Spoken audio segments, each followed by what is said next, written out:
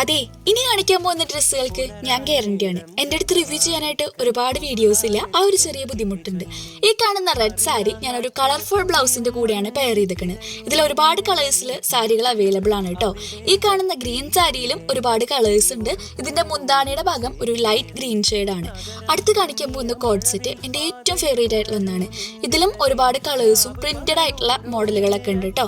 രണ്ട് സൈഡിൽ പോക്കറ്റും പാന്റും ടോപ്പൊക്കെ വരുന്നൊരു സെറ്റാണിത്. അടുത്ത് കാണിക്കാൻ പോകുന്ന സാരിയാണ് ഞാൻ ഫ്ലിപ്കാർട്ടിൽ നിന്ന് ആദ്യമായിട്ട് വാങ്ങിച്ചത്. ഈ ഒരു സാരി ഒരുപാട് പൂക്കളൊക്കെ ഉള്ള ഒരു ബ്ലൗസിന്റെ കൂടെയാണ് ഞാൻ പെയർ ചെയ്തത്. എനിക്ക് ഈ കാണുന്ന കൈ പോലുള്ള രീതിയിലുള്ള ഡ്രസ്സുകൾ ഒരുപാട് ഇഷ്ടമാണ്. ഈ ടോപ്പിനും അതുപോലത്തെ കൈ തന്നെയാണ്. ഈ ജീൻസും ഈ ടോപ്പും കൂടെ പെയർ ചെയ്തു, അടിപൊളിയാണ്.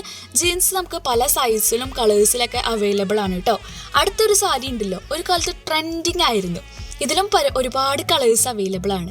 ഈ ജാക്കറ്റും ഇതിന്റെ കൂടെ തന്നെ ഉള്ളതാണ് കേട്ടോ. ഇനി നമുക്ക് കുറച്ച് ഫ്രോക്ക് ടൈപ്പ് പോലത്തെ കാണാം. ഈ ഒരു ഗ്രീൻ ടോപ്പിൽ ഒരുപാട് കളേഴ്സ് അവൈലബിൾ ആണ്. റെഡിലും ഒരുപാട് കളേഴ്സ് ഉണ്ട്. ഇത് കോട്ടൺ കൂടിയാണ് കേട്ടോ. ഈ ബ്ലാക്കും ഈ വൈറ്റും പോലത്തെ ടോപ്പുകൾ ഒന്നിന് പാൻറ് ഉണ്ട്. ആ ബ്ലാക്കിന് പാൻറ്റും ടോപ്പും കൂടി വരുന്ന ഒരു സെറ്റാണ്. വൈറ്റ് ചേർന്നിട്ടുള്ളതിൽ ടോപ്പ് മാത്രമാണുള്ളത്. നിങ്ങൾക്ക് ഇഷ്ടപ്പെട്ടത് ധൈര്യമായിട്ട് വാങ്ങിച്ചോളൂ. ലിങ്ക് വേണമെങ്കിൽ കമന്റ് ചെയ്യൂ കേട്ടോ.